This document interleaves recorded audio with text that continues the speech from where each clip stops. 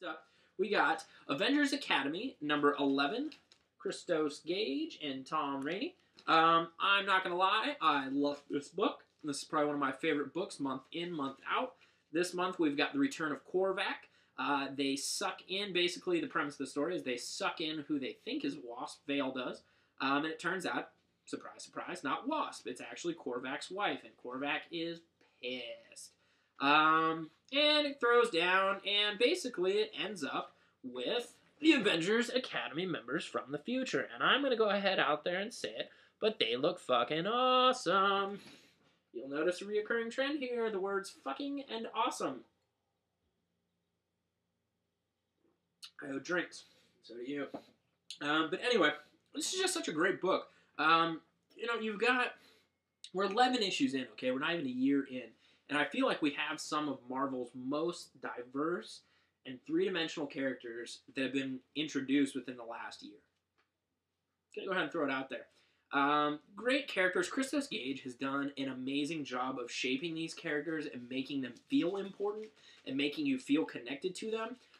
He did it in a very excellent storytelling manner of focusing on each individual character while still continuing the overall story arc. Great method of pulling it off and introducing new characters. A lot of people try it. Christos Gage did it, and I would say he almost did it to perfection. That's right, I said it. Perfection. Burpee's real nice today. There's books so far that I enjoy. The book is fantastic. Tom Rainey's art is likewise awesome. I definitely miss McCone on the book. Big McCone fan. But I don't feel like the book lost any of its luster thanks to Tom Rainey coming on. I feel like it's maintained the quality. It's just a different type of feel and look, which, whatever. There's nothing wrong with that. As long as we're not taking a step down in quality, the Burpee doesn't give a shit. I just want it to be good. And that, my friends, is a good book. This book really worked over the character of Vale, and they really shared the internalization of the character and her just coming to terms with the fact that she keeps messing up because she's so focused on wanting to be accepted. And I think the need to feel accepted is something that a widespread audience can accept. And so, the book is good. I mean, it's fucking good. I'm a huge new X-Men fan. I was a huge Generation X fan. And Five Lights, Generation Hope, books here and there for me. Characters are, But this book is slowly creeping in on the territory of New X-Men, which is near and dear to my heart. I just feel like these are excellent characters. There's some great character development. They're still young and new enough that you feel like anything can happen, and Christos Gage has done a great job of really making you feel that anything truly can happen and will happen. It's just got an excellent vibe to the book. Another book, it feels like here, and I'm sure you guys are like, oh, this guy's just sucking a lot of wiener and saying everything's good. If you know who I am and you've seen my work, that's not what I do. If I like a book, I like a book. I don't fucking poppycock no shit. It's good, it's good. If it's bad, it's bad. It gets a murder mask. The guy who has a murder mask does not kiss ass on books. So when I say that Christos Gage's and now Tom Rainey's Avengers Academy is one of the best books monthly, not just Marvel, monthly books, DC, Marvel, Image, anything.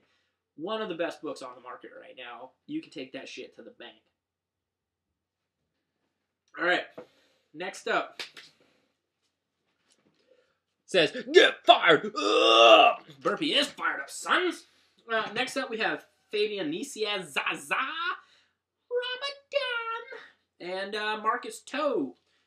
Red Robin number 21. For those of you that aren't familiar, this is a 4-color News and Brews thing, so those of you that haven't watched the Asylum guys that haven't watched 4-color, shame on you. The Ramadan thing stemmed from David not knowing how to say Ramita. He thought it was Ramada, and so we got really drunk, and I would proceed to say Ramadan anytime we got a name wrong. So there you go. So if I can't pronounce a name, I'm going to throw in a Ramadan, and if anybody knows how to pronounce it, let me know. Much obliged. Anyway, Red Robin 21. I have really enjoyed this book, but this issue, I really wasn't terrible, but it was kind of so-so. It's not a book that the book in general. The title is a book that I would recommend. This issue, you could pass it.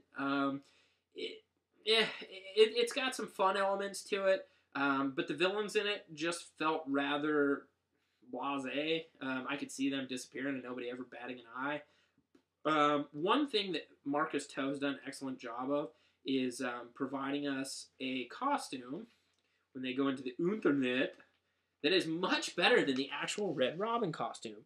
The costume is awesome. I'm going to go ahead and throw it out there and make a request on behalf of Burpee's Comic Book Asylum and Burpee, so me, that we please move to that costume because it is excellent. Marcus Toe, Toe, probably two because it's T-O, that's how you say it, but I feel like there's probably some hidden pronunciation there that I'm butchering, or it just looks like I can't say the word two. Take your pick. Anyway, whoever designed that costume, big ups. That's a real cool design.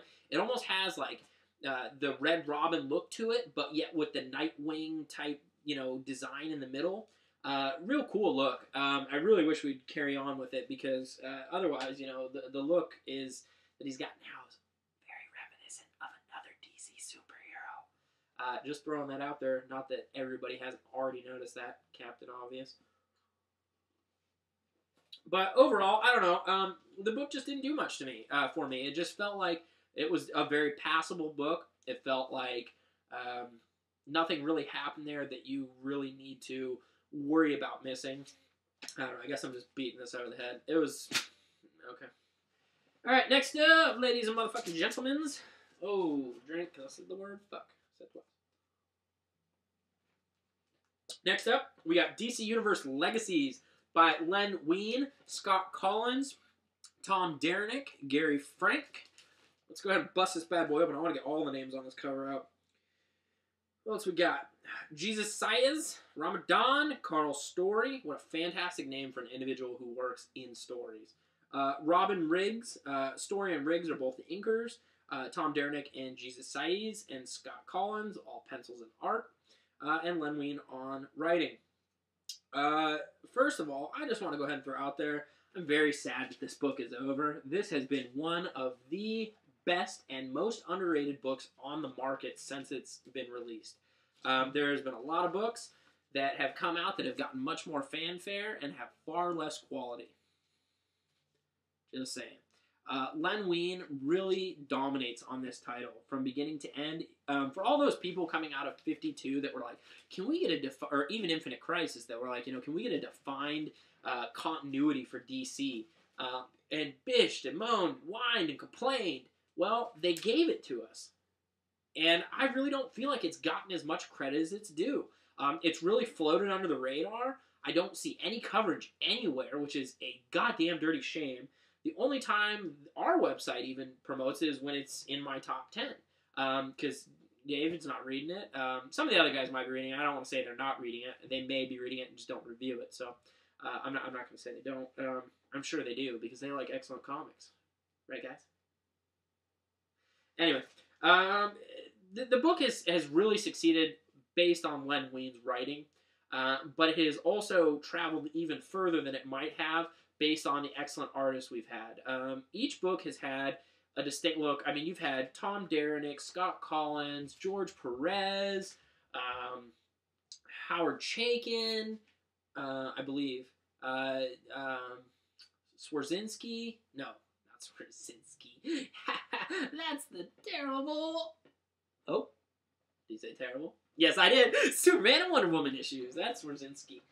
No, we actually did not see Swarzynski on this. I don't know why I even said that. But Gary Frank, each book has basically been one chunk of history of the DC Universe, followed up by a one-shot that focuses on a niche group of that universe. And it's done an excellent job. And this issue brought us into the modern age. And I thought it just did a spectacular job from beginning to end. I'd like to literally and figuratively take my hat off to Len Wein. Thank you for providing me with probably one of the most enjoyable maxi series I've read in a long time. At 10 issues, I really wish it would continue on. I'd love to see Len Wein given the reins to take one of the 52 Earths and develop his history based on whatever the hell he wanted to do. I would love to see that man just be able to map out a whole history for a world. Anyway, highest regards, great series. The issue itself was good, not one of the best issues of the series, but even an issue that is not the best of this series is still better than most. Follow me? So, buy it. I wish I had like Krang. Buy it, Shredder. And like a big fucking body with a bald dome, dude. What was with that body? If you could build a giant robot body to put your brain in the belly of, would that be it? I don't feel like that's the body I'd put myself into. I don't know. I mean, the dude's like, it's like suspenders, underwear, belly brain. Bald dude, cool glasses. The dude had some fucking sick glasses. I don't know. That's just me. Anyway, next up, we got Power Girl number 20, Deuce, with Judd Winnick and Sammy Basri, Ramadan. There's a lot of this Ramadan going on today. The book itself was another step down, I feel.